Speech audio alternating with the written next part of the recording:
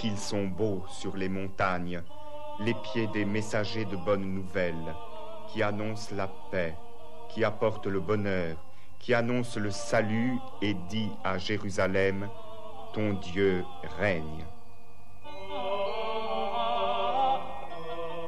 Leur voix a retenti par toute la terre et leurs paroles jusqu'aux extrémités du monde.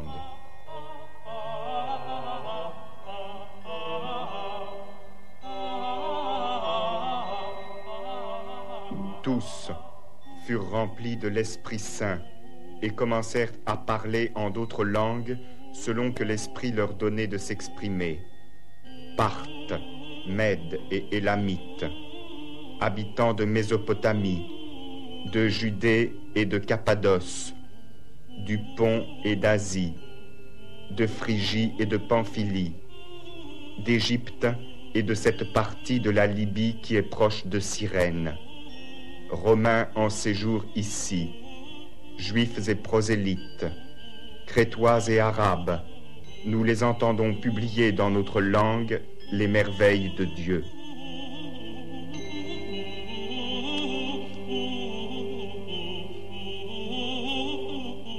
Ce ministère pastoral, il est symbolisé sur cette image. Les peuples de la terre, qu'il faut tous, jusqu'au plus lointain, évangéliser, et le temps dans sa durée continue, mois après mois. Il y a le moment pour tout, et un temps pour tout faire sous le ciel. Un temps pour enfanter et un temps pour mourir. Un temps pour planter et un temps pour arracher le plant. Un temps pour tuer et un temps pour guérir. Un temps pour détruire et un temps pour bâtir. Un temps pour pleurer et un temps pour rire. Un temps pour gémir et un temps pour danser.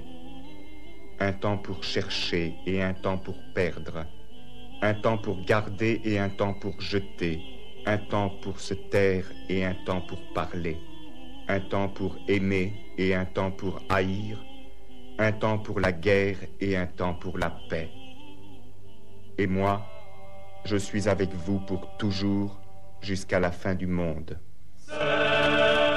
La lumière, la diffusion perpétuelle du Dieu lumière, se répandant dans ce qui est la création à la fois de chair et d'âme, cette idée est au cœur de l'esthétique de Saint-Denis.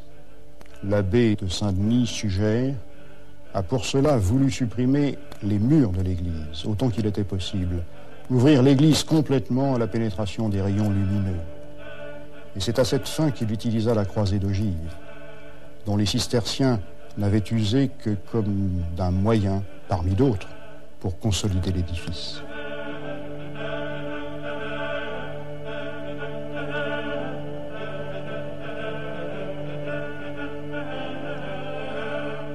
Cette lumière, l'abbé Suger l'a voulu triomphale et pour cela parée, embellie de toutes les rutilances des gemmes, c'est le vitrail, la gloire.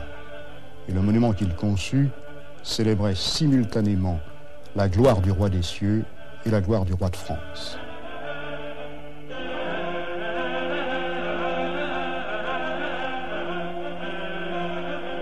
Et tout cela dans le même temps. C'est ce qu'il faut garder à l'esprit pour saisir cette effervescence, ce bouillonnement dont j'ai parlé. C'est que tous ces monuments sont contemporains.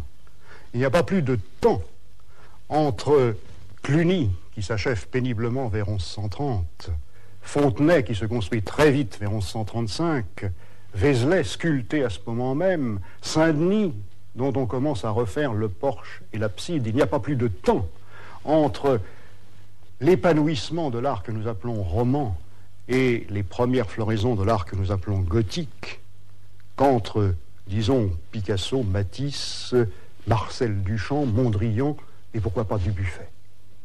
Contemporanéité, discordance, conflit.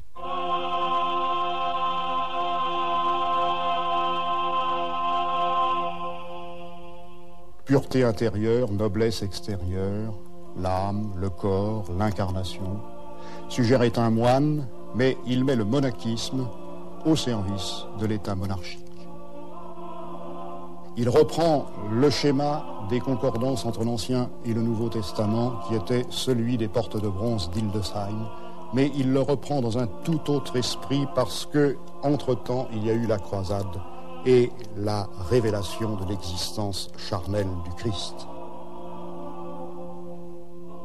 L'arbre de Jessé, sur l'un des vitraux de Saint-Denis, montre Jésus comme l'aboutissement d'un lignage d'hommes, d'une tige sortant d'un ventre d'homme, montant de génération en génération. Et les jalons, ce sont des rois, les rois de Juda, mais ceux qui voyaient cette image reconnaissaient sur leur visage celui du roi de France.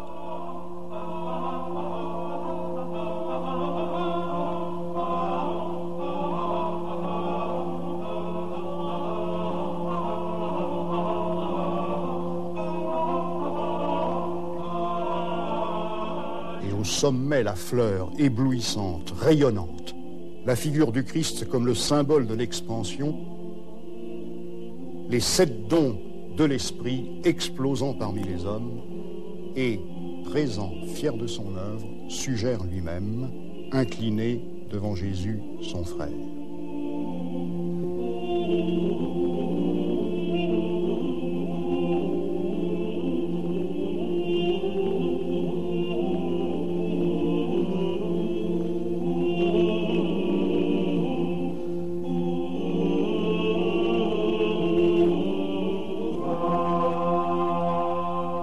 Pendant le dernier tiers du XIIe siècle, c'est dans les cathédrales que se poursuit l'entreprise, mener la guerre à Fontenay, à Saint-Denis, à Vézelay. Et ainsi, dans la cathédrale de Laon, confluent les 2 courants principaux de cette longue recherche et les plus purs. La rigueur, la simplicité qui vient de Cîteaux et la volonté d'illumination qui vient de Saint-Denis. Et la conjugaison aboutit à cette esthétique admirable que les gens de cette époque ont appelée l'art de France, puisque son berceau fut en effet l'Île-de-France, les provinces environnant Paris.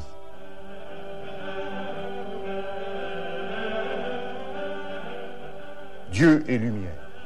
Les théologiens l'ont dit. Ils voient la création comme une incandescence, d'une source unique. La lumière procède, appelant à la vie, de degré en degré les créatures, et par un enchaînement de reflets, de maillon en maillon de la même chaîne hiérarchisée, la lumière retourne à sa source, qui est Dieu. Et ce mouvement est tout simplement l'échange d'amour, amour de Dieu pour ses créatures, amour des êtres pour leur créateur, réciprocité. Que l'âme cherche la lumière en suivant la lumière, avait dit saint Bernard. Abélard, qui lui ne méditait plus dans un cloître, mais qui enseignait à l'ombre d'une cathédrale, l'avait répété: nous approchons de Dieu dans la mesure exacte où lui-même s'approche de nous en nous donnant la lumière et la chaleur de son amour.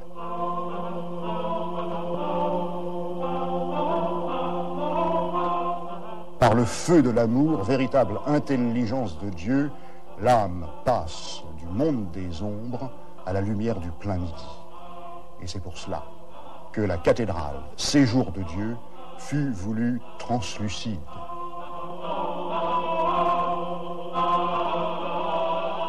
L'intention, supprimer le mur, réduire l'architecture à une armature, à un soutien, des nervures. Ce qui était cloison devient verrière. Ce qui, à la croisée du transept, était coupole opaque, devient lanterne, déroute de l'opacité.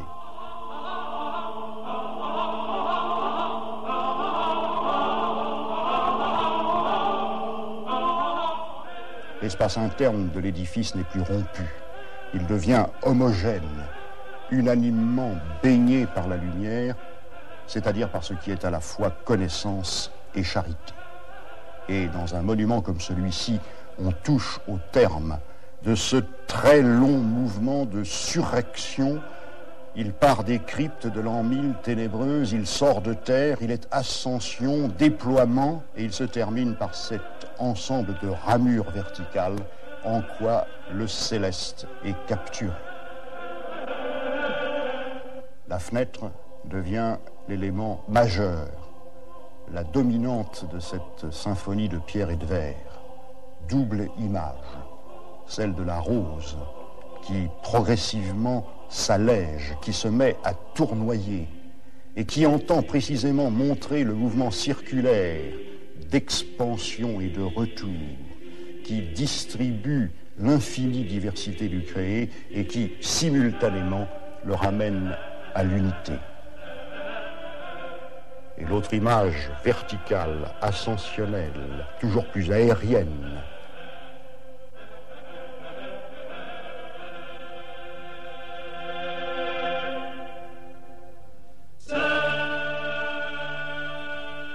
et l'on voit reposant à la fois sur l'incarnation, la naissance de Jésus, Dieu fait homme, et sur la rédemption, la mort du Christ sur la croix, assise sur ce double pilier, l'épanouissement de la rose et la résorption finale promise à chaque chrétien dans l'éblouissement du paradis.